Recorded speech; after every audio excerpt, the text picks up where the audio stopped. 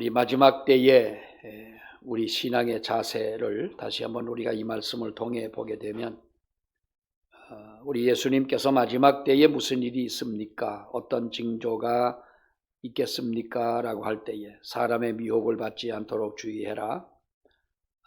이단들이 많이 일어나겠다 이렇게 말씀을 했고, 난리 소문을 듣겠으나 두려워하지 말고, 그때는 민족이 민족을, 나라가 나라를 대적하여 일어나겠고 곳곳에 기근과 지진이 있으리라. 그러면서 거짓 선지자가 많이 일어나 많은 사람을 미혹하겠고 불법이 성함으로 많은 사람의 사랑이 식어진다. 이것이 마지막 때에 나타나는 하나의 어떤 그 증거들, 또 마지막 때의 현상들이라고 성경은 말씀을 하고 있습니다. 우리 이런 종말의 시대에, 마지막 시대에 우리 성도는 어떻게 우리가 살아가야 하느냐라고 하는 어떤 그 영적 딜레마에 우리가 빠지게 됩니다. 성경은 우리에게 말씀을 하고 있습니다. 첫째는 두려워하지 말라라고 하는 거죠. 난리와 난리 소문을 드러나 놓이는 삶과 두려워하지 마라. 꼭 이것은 어떤 그 전쟁의 소문 때문에 두려워하지 말라라고 하는 이 말씀보다는 우리가 하나님 앞에 더욱더 담대함을 가지고 살아가라라고 하는 이 말씀이라고 우리는 봅니다. 믿는 사람과 믿지 않는 사람의 가장 큰 차이는 뭐냐라고 할 때에 우리가 그 종말을 대하는 차이가 아니겠느냐. 종말이라고 하는 것은 우리가 꼭 이것이 어떤 신학적으로 성경학적으로 예수님이 다시 오시는 그때에도 물론 종말이다라고 할 수가 있겠지만은 우리가 개인적인 종말도 있지 않습니까? 사람은 우리가 세상에 태어나서 하나님 나라에 갈 때, 하나님이 우리를 부르실 때 그때 개인적 종말이 아니겠습니까? 많은 사람들이 우리가 이러한 시간 속에 살아가면서 믿는 사람과 믿지 않는 사람의 차이가 뭐냐? 바로 종말을 대하는 차이다. 믿지 않는 사람들은 자신의 종말을 두려워할 수밖에 없습니다. 그러나 믿는 사람들은, 여러분, 우리가 진정 종말은 개인적 종말이나 주님이 다시 오실 그때나 세상 끝에나 우리는 그때는 구원의 완성이고 새 생명의 시작이다라고 하는 거죠. 제가 늘 몇 번 말씀을 드렸지만은 저는 지금도 이제 동호대교를 건너서 이 장충체육관 쪽으로 이렇게 늘 가다 보면 금호동을 지나갑니다. 금호동을 지나가면 제가 그 제대하고 우리 판교에 있던 장로님이 앞으로 목회를 하려면 아픈 사람, 임종하는 사람, 장례식 또 많이 봐야 되니까 나하고 같이 신방을 가자. 어디로 가야 되는데요? 그랬더니 금호동으로 간다는. 금호동에 거기까지 왜 가시냐? 황해도에서 이제 같이 있다가 사리원 쪽에 있다가 같이 넘어오신 분인데 위독하다는 거예요. 위독하다 그래서 곧 돌아가실 것 같은데 가자. 그래 이제 갔지요. 따라갔는데 죽었어요. 거의 죽었어. 이제 가끔 숨을 쉬고. 그러던 양반이 우리 장로님이 가셔가지고 이제 부르고 하면서 정신 좀 차려보게 해도 눈 콕 감고 있다가 놀라지 마세요. 혹시 본인이 임신했다 생각하면 좀 정신 똑바로 차리시고 눈을 감고 죽은 것처럼 하고 가끔씩 숨을 푹 쉬더니 눈을 번쩍 뜨더니 벌떡 일어나요. 죽었다가 누워있다가 막 일어나려고 그러니까 그 옆에 있던 다 아들, 딸들이 부인하고 둘러 앉아가지고 그때는 다 죽을 때 집에서 죽었어. 병원에 가 죽는 게 아니고 벌떡 일어나려고 막 움직이니까 이렇게 머리를 받쳤더니 눈을 동그랗게 뜨더니 염라대왕이 내 목을 끌고 간다는 거예요. 정확하게 그래요. 근데 그 양반이 교회에서 오랫동안 신앙생활하고 안수 집사님이라고 그러고 또 재정 그 큰 교회에서 재정도 보고 뭐 아무튼 교회 기둥처럼 일하던 분인데 아니 왜 염라대왕이 나를 끌고 간다고 그러냐고 그러면서 막 왜 목을 끌고 가는 것처럼 막 이러더니 하더니 죽었어요. 그 양반 죽는 모습을 보면서 그때는 내가 젊을 때 아닙니까? 제대하고 나서 며칠 안 돼가지고 거기 끌려갔는데 야 도대체 이게 뭐냐 신앙이라는 게 이게 뭐냐 이런 교회에서 그 교회가 그분 나 섬기던 교회가 바로 이제 가까이 있었는데 그런 교회에서 신앙생활을 하면서 또 오랫동안 교회에 아주 그 기둥처럼 일을 하던 집사가 마지막 죽어가는 그 모습을 자식들에게 보여주면서 그렇게 갈 때에 자식들이 얼마나 여러분 그러니까 한번 순간 제가 얼굴을 이렇게 한번 훑어봤어요. 이게 보니까 얼마나 실망스러운 거예요. 자, 그분이 천국 갔을까요? 지옥 갔을까요? 천국 갔을까요? 그래도 천국 갔다고요? 염라대왕이 계신 곳이 천국일까요? 지옥일까요? 그래요? 난 참 별걸 다 봤어요. 그리고 나서 제가 괜히 기도해야 되겠다. 그래가지고 기도원을 들어가서 일주일 동안 기도하면서 하나님 얼마 있으면 신학교를 이제 복학을 하고 가야 되는데 도대체 왜 그런 모습을 나에게 보여주셨습니까? 어떻게 보면 내 믿음에 대한 구원, 그 어떤 신앙마저도 흔들릴 수 있는 그런 거 아니겠어요? 그래서 기도하고 내려온 기억이 있는데 그분의 그 죽은 듯이 누워있다가 두려움 속에 떨고 있는 그 두 눈을 볼 때 난 지금도 금호동을 지나가면 지금도 그 생각이 나는 거예요. 지금도 참 너무나도 안타까운 모습이다. 여러분 그분은 내가 볼 때 그 수십 년 동안 황해도서부터 예수를 믿어오신 분이지만은 그저 교회를 다니신 분이지 정말 예수님을 마음에 영접했구나. 하나님의 성령의 그 어떤 충만을 받지 못한 거듭나지 않은 바로 그런 믿음을 가지고 믿었다고 신앙생활 했다고 볼 수밖에 없습니다. 그 죽음을 두려워하는 마음, 그 표정 이것이 믿는 사람과 믿지 않는 사람의 차이라고 하는 거예요. 우리가 물론 마음이 담대하고 용기가 있고 두려움을 몰라서 인간적인 어떠한 그런 강함 때문에 어떤 두려움이 와도 조연히 그것을 받아들인다 이것은 아니잖아요.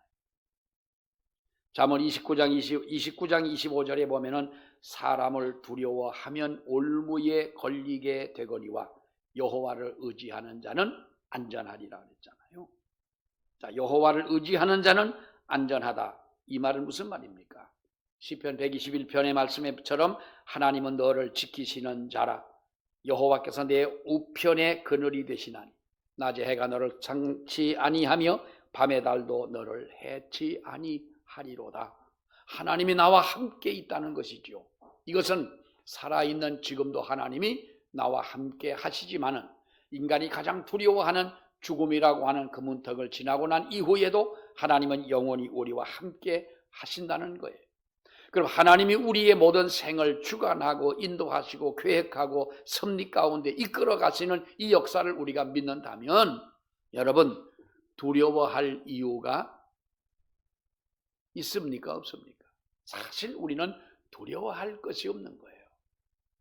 때로는 사람들이 높은 데 올라가면 고소공포증이 있고 또 좁은 공간을 들어가면 폐쇄공포증 같은 것이 있는 것이고요. 저는 처음에 이제 이 병원에서 CT 같은 거는 아무나 찍을 수 있잖아요. 근데 MRI를 찍을 때는 그 통 안에 들어가면 좁기도 하지만 눈을 뜨고 보면은 이 통 안이 이렇게 보이잖아요. 근데 사실 두려워할 이유가 없는 거예요. 거기서 나 못 참겠다 소리만 한마디만 얘기만 해도 금방 나와가지고 열어주고요. 또 이렇게 들어보면 사실 그 통과 통 끝에 머리가 거의 가 있기 때문에 그렇게 뭐 무서워할 거는 아니거든요. 근데 그 안에서 어떤 폐쇄 공포증을 느끼고 또 그것보다도 이 페트 검사라고 하는 거는 통이 아주 더 그거는 아주 작아요. 그야말로 통인 거예요. 우리가 세상 어디를 가도 우리는 두려워할 것들이 너무나도 많아요.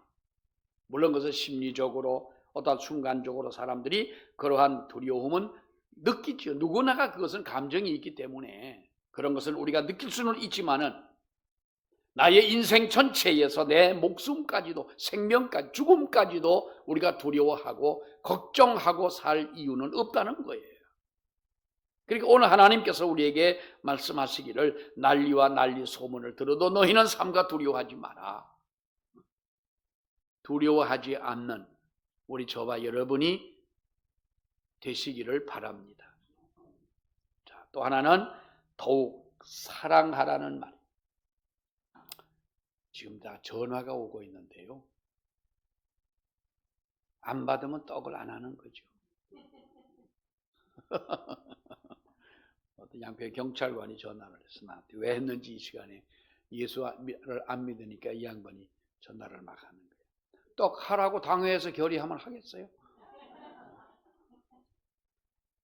자, 오늘 이 성경에 보면은 불법이 성함으로 많은 사람의 사랑이 식어진다라고 하는 거예요. 우리가 마지막 이 시대에 우리가 느껴야 할 것은 말세의 사랑이 식어진다. 사랑이 정말 그렇잖아요. 요즘 세상 보면 정말 우리가 사랑하는 서로가 서로를 사랑하고 위해서 정말 도와주고 이렇게 우리가 한평생을 살아도 정말 눈 깜짝할 사이에 지나가 버리는 1년이고 우리 한 일생인데 왜 우리가 이렇게 살아가야 되느냐. 사랑이 식어진다고 하는 이 말은 그러니까 어떤 사랑이 식어진 이 세상에서 어떻게 살아가라고 하는 것이 아니라 더욱 사랑해야 한다는 도전적인 교훈인 줄로 믿습니다. 더욱 사랑하라는 말이에요. 아무리 우리가 바쁘다고 하더라도 사랑을 포기하지 말고 외면하지 말고 여러분 요즘에 우리가 바쁘다고 내 가정마저도 돌보지 않는 사람들이 여러분 얼마나 많습니까? 어떤 아이가 아버지가 목사님인데 이제 옛날에는 토요일날은 학교를 안 가잖아요. 토요일날 옛날에 지금 토요일날 학교를 안 갑니다만 그 아빠를 이제 아빠하고 가장 시간을 많이 가질 수 있는 시간은 토요일인데 이 아이가 축구를 너무 좋아하는 거예요. 그러니까 학교 이제 교회 마당이 있으니까 아빠 나랑 같이 축구하자 그래서 어린 아이니까. 그러니까 아버지가 바빠. 아빠는 토요일날 설교 준비하려고 바쁜 거 바빠. 조금만 기다려. 이 아이가 조금만 기다려가 그 조금만이 얼마인지 여러분 그 아이의 한계가 왔을 때 또 들어가. 아빠 나랑 축구하자고 이제 또 졸르는 거야. 그러니까 이 자식아 아빠 바쁘다니까 왜 그러냐. 조금만 더 기다려. 아빠는 토요일날 바쁜 거야. 또 나간 거예요. 또 들어왔어요. 또 들어가고. 지금은 아빠 그러니까 아빠는 바쁘다고 그랬잖아. 설교 준비해야 된다고 그랬잖아. 그러니까 이 애가 문을 콱 닫고 나가면서 설교도 제대로 못하면서 설교 준비한다고 자꾸 설교 연구를 하고 하면 설교나 잘하지 그 말이지요. 설교도 못하면서 그런다는 그 우스갯소리로 하는 얘기겠습니다만은 정말 우리가 어떤 목사님들 그러시죠. 어떤 분이 전에 카페를 오셔가지고 목사님 사모님이신데 그 남편은 이제 군목으로 계시다가 이제 전역을 하셨고 그 사모님은 어느 고등학교에서 국어 선생을 하신 분인데 자기 남편이 그랬대요. 군목인데. 그러니까 주말마다 만나는데 이제 그 부인은 어디 이제 조금 떨어진 데서 이제 학교 선생을 하고 남편은 그 과천에서 이제 그 부대에서 이제 군목을 하는데 주말에 만나면 그래도 그때는 젊을 때니까 주말에 만나면 좀 부부가 서로 손도 잡고 이렇게 좀 해야 되지 않겠어요. 그런데 그 양반은 서재실에 들어가면 주일날 아침에만 나온다는 거예요. 또 주일날 오후에는 이 사모님은 또 학교를 가야 되니까 아주 강직하다는 거예요. 그래서 그 양반도 그런 거예요. 자기 남편은 뭐라고 토요일 날 뭐라고 하면 소리를 버럭 지르는데 이 사람이 오늘이 무슨 날인 줄 아냐. 그 양반도 속으로 해서 설교는 잘하면서 그러면 뭐 연구한다고 틀어박혀가지고 이 사람이 왜 이렇게 설교는 깨끗같이 하면서 그러냐. 요즘에 보면은 정말로 우리가 여러분 사랑이 식어진 것은 사실인데요. 근데 저는 이번에 그 캄보디아를 가가지고 이제 우리 아들 때문에 뭘 갔죠. 아들이 이제 가자고 같이 가까우니까 한번 가시자 그래 이제 뭐 얘기하길래 한번 가자 하면서 캄보디아에 무슨 물이 없어 우물을 파달라고 그러냐. 예? 그러면서 이제 반신반의하고 사실은 갔어요. 가서 그 현장에 갔을 때 이러니까 우물을 파달라고 손짓을 했구나라는 걸 이제 느끼게 됐는데 우리 아들하고 나이가 동갑이에요. 근데 벌써 거기 간 지가 17년인가 18년인가 20년이 다 됐어요. 그러니까 20대 초반에 아무튼 군대 제대하고 학교 졸업하고 이제 바로 간 거예요. 이 캄보디아를 가가지고 장가도 안 간 총각이 공항을 갔는데 어떤 우리 아들 만나가지고 이제 뭐 반갑다고 인사를 하는데 난 캄보디아 사람인 줄 알았어. 반바지 입고 쓰레빠 신고 얼굴은 새카매가지고 이렇게 이제 나와 갔는데 캄보디아 사람인 줄 알았더니 한국말을 너무 잘하는 걸 보니까 한국 사람. 그래서 우리 아들이 소개를 해줘. 여기 선교사님이라고. 그래서 선교사님이 이제 그 앞에서 가고 이제 그 버스를 타고 가는데 그 다음 날이죠. 그 다음 날 이제 자고서 그 선교사님 계신 데를 이제 깜뽕톰인가 하는 곳으로 이제 갔어요. 갔더니 그 젊은 선교사님이 선교하는데 물론 다 뭐 선교사님들이 그러시지만은 정말 아주 헌신적으로 일을 하는 거예요. 자기가 여기 어느 교회 어느 지역에 하나를 이렇게 교회를 평신도에 그 양반은 목사도 아니고 집사래. 뭐 집사인데 진짜인지 아니 이것도 모르고 아무튼 평신도예요.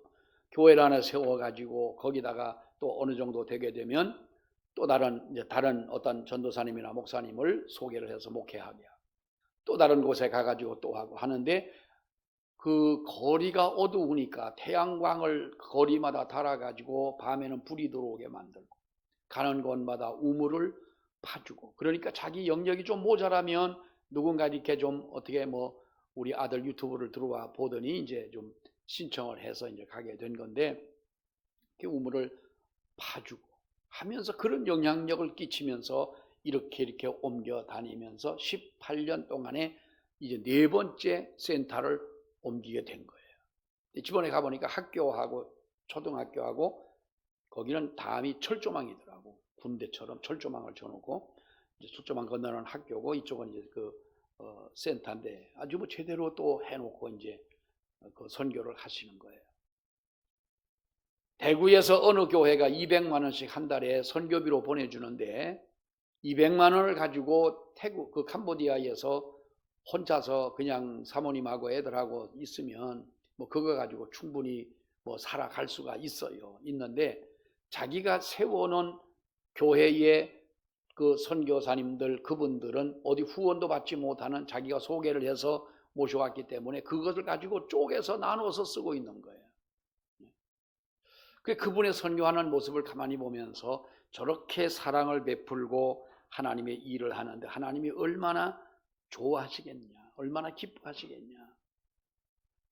그런데 오는 날 이제 CM립 어느 식당이 있는데 식당 이름이 대박집이요. 주인이 한국 사람일까요? 캄보디아 사람일까요? 한국 사람이니까 대박이라고 그랬지. 대박집인데 그 집에 가면 정말 대박이요. 그 나라는 이 파스타를 먹어도 단무지 한쪽을 안 줘.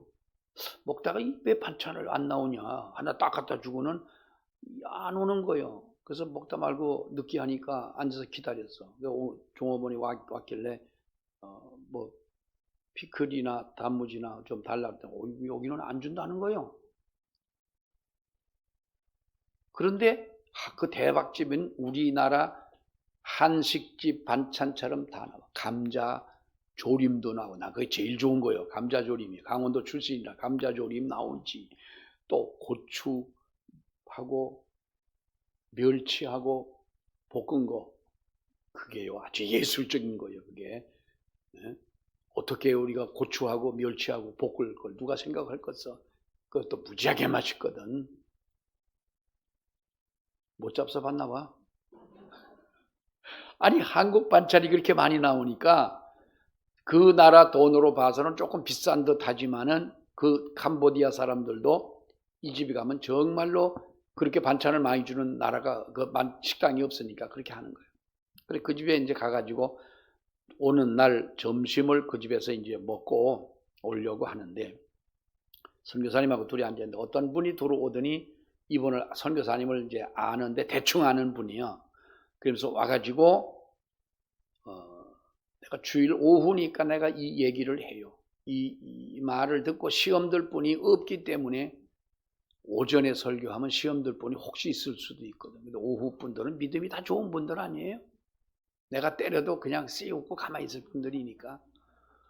어떤 분이 들어오시더니 그분이 선교사, 그분은 목사님인데 보니까 통합 측에서 이제 통합 측 선교사님으로 와가지고 그 CM릿 지방에 선교를 하시는데 자기가 그 양반도 아주 이 스타일을 보니까 참 열정적이고 여기 교회를 세워놓고 이제 했는데 그 한 번씩 1년에 한 번씩 이렇게 쭉 돌아가면 순회도 하고 신방도 하면서 하는데 자기가 지어놓은 그 교회 앞에다가 무슨 누가 간판을 갖다 붙여놨는데 통합측 목사님이 개척한 교회에 우리 합동 측 GMS 선교사로 파송을 받은 사람이 자기네 이거는 소속된 교회라고 팻말을 갖다 붙여놨어요.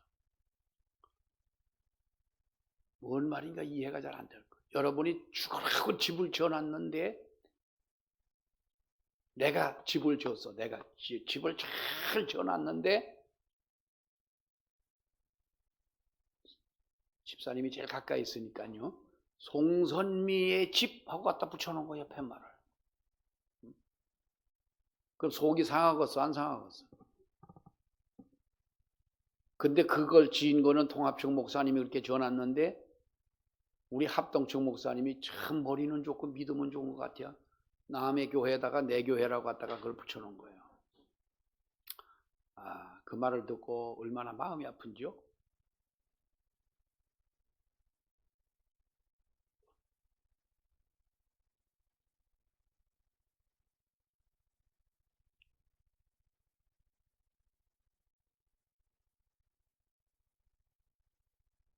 아이고 참.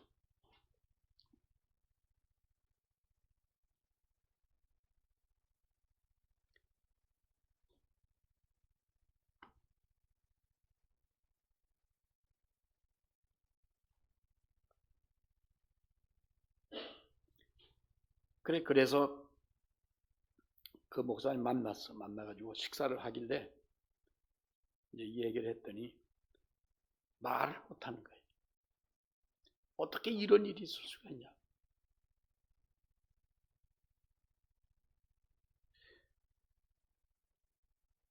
근데 그런 일이요. 한두 번이 아니에요. 한두 개가 아니고 우리 노회 어느 어느 권사님이 한 번은 저한테 와가지고 내가 노회장을 할 때인데 그냥 원망을 하는 거예요. 막 원망을 하면서 나는 목사님 자기네 교회 장로예요. 자기네 교회 장로인데 난 그 사람은요 장로라고 난 부르지도 않고 인정도 안 해요. 왜 그러냐 그랬더니 우리 수도노회 여전도회에서 그 양반이 캄보디아인가 태국인가 그래요. 근데 태국인가 봐. 교회를 세워놨대. 여전도에서 개척. 거기 있는 선교사님에게 이제 예배당을 지어드렸는데 장로회인가 남전도회인가 아무튼 그 사람이 회장하면서 그 일행들을 데리고 가가지고 자기네도 교회를 하나 지인다고 갔는데 지인교회 그 사진을 찍어가지고 나중에 보니까 여전도에서 세운 교회를 자기네가 세웠다고 현수막을 턱 걸어놓고 모여서 가지고 사진을 찍었더라는 거예요. 아니 세상에 어떻게 이런 일이 있을 수가 있냐. 여러분 우리가 정말 이해가 안 가는 일이에요. 그러면 자기네들이 헌금을 했던 또 누군가가 후원을 했던 그러면 그걸 다 그러면 어디다가 쓰고 엉뚱한 남의 거기에다가 사진만 찍어가지고 자기가 한 일처럼 그렇게 하냐. 아주 이거는 특별히 아주 소수의 사람들이 나쁘게 행하는 행동이지만은 아니 왜 하나님이 왜 나를 그런 것을 보여줘요? 선교사님 보고 물어봤어. 가끔 있습니까? 그랬더니 아유 저도 여기 와서 있는 동안 그런 건 처음이라는 거. 아니 18년 동안 있는 목사님도 선교사님도 처음 보는 거를 아니 3, 4일 가 있는 나한테 왜 그걸 보여주냐. 근데 속이 얼마나 화가 나는지요. 내가 누군지는 모르지만 한국에 돌아가서 내가 당장에 이 사람 이놈은 아주 이놈이라고 속으로 이놈은 내가 선교사에서 자르도록 해야 되겠다. 그 GMS GMS 그 센터에 내가 어떻든 간에 해가지고 이런 사람이 더더구나 남의 교단이 세운 그 교회에 자기네 그 편말을 갖다 붙여놓고 이런 인간이 어디가 있냐. 근데 캄보디아는 그런 일이요. 가끔 있습니다. 가끔 있다고 그러는데 어떻게 우리가 믿는 사람들이 그런 마음을 가질 수가, 그렇게 하려고 하는 생각을 가질 수가 있겠냐. 여러분, 우리 사탄이 우리의 마음 속에 사랑을 뽑아버린다면, 사탄이 우리의 마음을 흔들어 버린다면 무슨 일은 못하겠냐고. 그래 제가 너무 미안한 마음도 들고 내가 한 것도 아니지만 괜히 난 그날 점심값 1인분이 더 나갔잖아요. 목사님 그래서 나 계산하면 저쪽에 앉아있는 분 식사값도 좀 계산해 달라 그래가지고 밥값 나갔잖아요. 마지막 때는요, 우리가 이러한 때에 그렇습니다. 우리는 돌아서서 흉을 보고 욕을 하고 원망하고 그러죠. 여러분 이것이 우리가 마지막 시대에 볼 수 있는 하나의 현상들인 거예요. 사람이 왜 사람을 만나야 합니까? 만남의 제일 된 목적은 무엇입니까? 왜 하나님은 모르는 사람을 만나게 하고 또 나와 전혀 상관없는 사람들을 우리가 왜 만나야만 합니까? 어떤 사람은 그렇게 악한 행동을 하는가 하면 어떤 사람은 정말 천사와 같은 마음을 가지고 희생하며 살아가는 사람이 있는데 어떤 모든 사람을 만나게 하시는 그 이유는 하나님께서 우리의 믿음을 온전케 하기 위하여 만나게 하는 줄 믿습니다. 사랑하게 하기 위하여 만나게 하시는 줄로 여러분 믿습니다. 우리는요 끝까지 우리들이 견디는 자가 되어야 합니다. 오늘 13절 말씀에 보면 뭐라고 말합니까? 그러나 어떤 자? 끝까지 견디는 자는 구원을 얻는다. 앞에 있는 말씀을 쭉 보게 되면 말세에 나타나는 여러 가지 많은 증거들이 여러분 있지 않습니까? 그러나 이 속에서 끝까지 견디는 자는 구원을 얻는다. 인내하는 자에게 큰 유익이 있다는 거예요. 어렵다고 우리가 흔들리지 말고 모든 상황을 하나님이 주셨다고 우리는 믿어야 됩니다. 그래서 그 상황에서 끝까지 견딜 때 열매를 맺게 되는 줄로 여러분 믿습니다.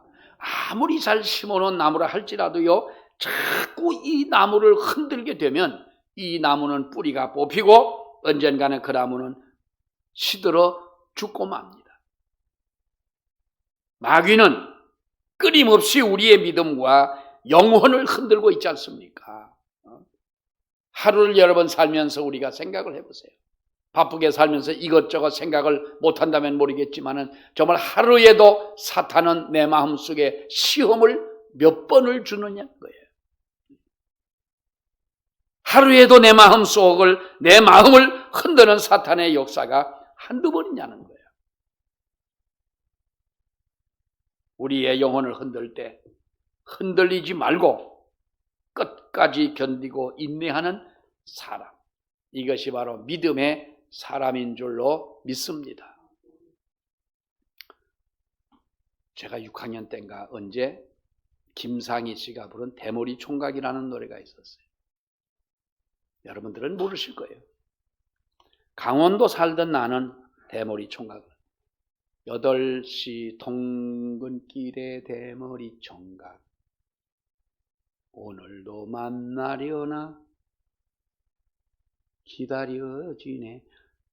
아니 왜 섹스했는 총각 중에 왜 대머리 총각을 왜 만나려고 그랬는지 모르겠어. 우리 강성범 사모님이 아마 그 심정을 더 잘 아실 것 같아요. 근데 어느 조회 시간인데요. 우리 교장 선생님이 6학년 때니까 김은경 학생 부르는 거예요. 그래서 얘 앞으로 나오라는 거예요. 앞으로 나와서 교탁으로 올라오래요. 올라갔어요. 그때 마이크가 있었나 없었나 아무튼 그건 기억이 잘 안 나는데요. 마이크가 아무튼 있었어요.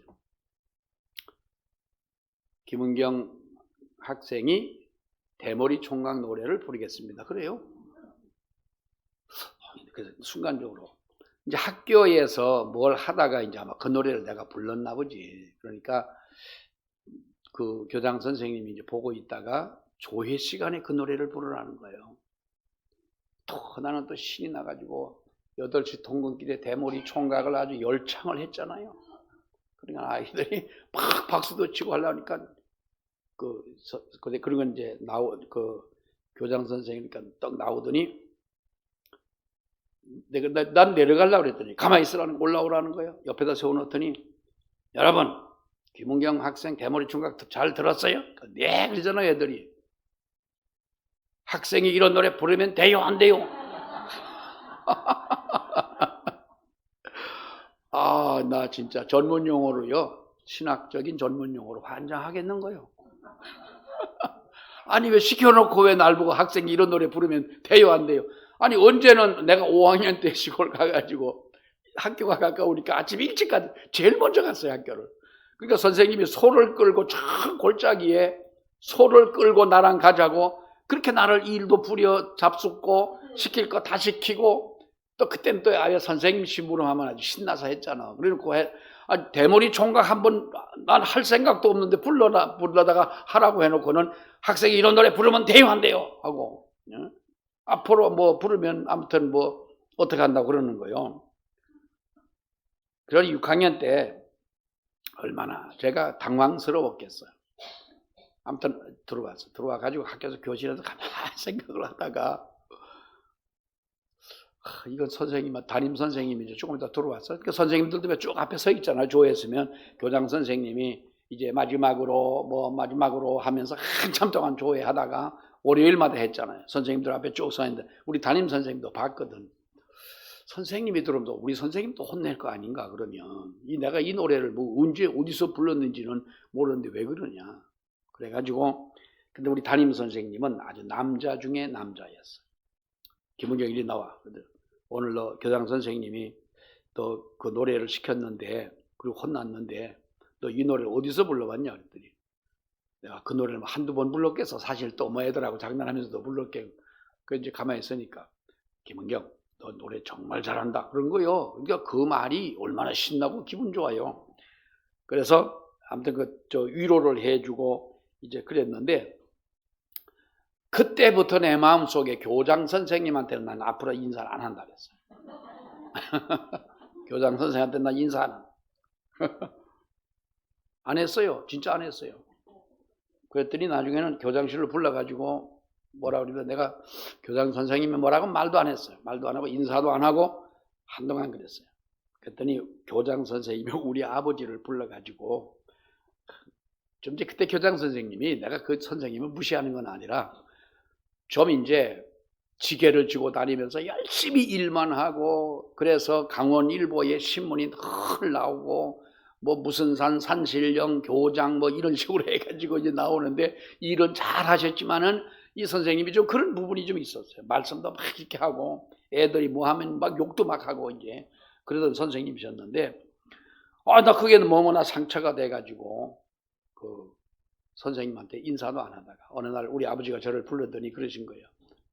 선생님은 학교 다니면서 선생님한테 혼나는 거를 너 그걸 혼났다고 생각하지 말고 선생님이 너를 미워해서 그랬겠냐. 그래서 우리 아버지 보고 아버지 근데 왜 나를 불러가지고 노래를 시키고 왜 혼내는 게 어디 있냐고. 하지 말라고 하면 되지.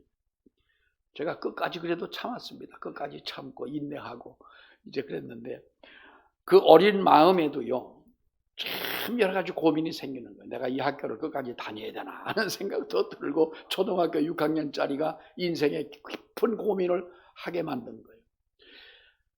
여러분 우리가 세상을 살다 보면은요 참 우리가 견딜 수 없는 일들이 많습니다.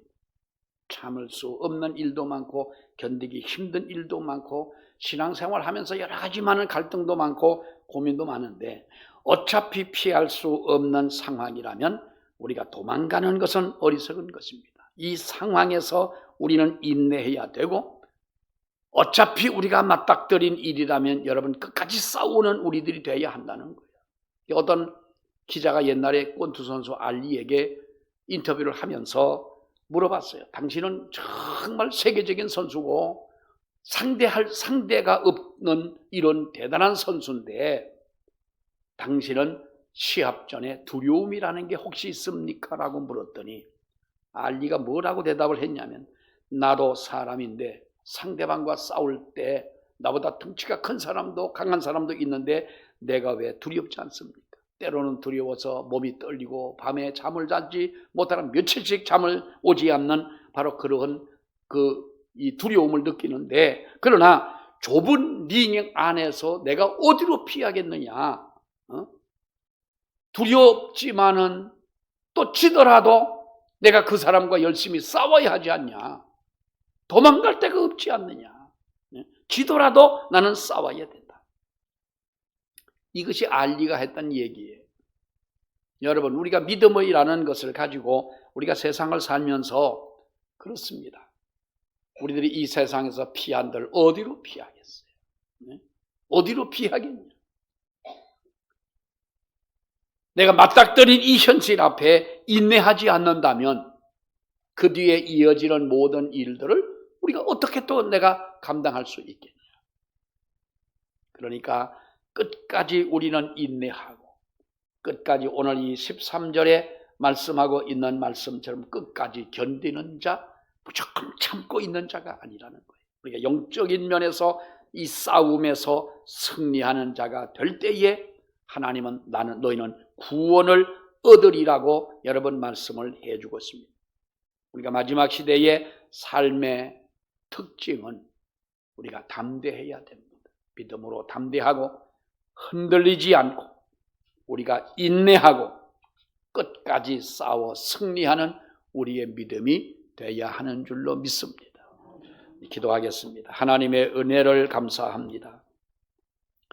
끝까지 견디는 자가 구원을 얻으리라고 말씀하신 하나님, 이 마지막 때에 진정 하나님의 은혜가 아니면 우리가 설 수 없고 하나님이 우리를 붙잡아 주지 아니하신다면 감당할 수 없는 그런 일들이 우리들 주변에 얼마나 많이 일어나고 있는지 모릅니다. 상상할 수도 없는 그러한 두려움들이 우리를 엄습할 때가 있고 하나님의 우리가 쓰러져 넘어질 수밖에 없는 이러한 시험들이 쉬지 않고 바람처럼 우리에게 다가오지만은 주여 끝까지 견디는 자가 되게 하여 주시고 싸워서 승리하는 자가 될 수 있도록 우리를 붙드시며 뒤로 물러가 침륜에 빠지는 자가 아니라 아버지 앞에 더욱더 십자가 붙들고 담대하게 나아갈 수 있는 하나님의 귀한 은혜를 아버지 베풀어 주시옵소서. 오늘도 하나님 앞에 나와 예배하며 돌아가는 모든 성도들 위해 복을 주시고 한 주간 동안도 주의 이름 아래 승리하는 저희가 되게 하여 주시옵소서. 예수님 이름으로 기도하옵나이다. 아멘.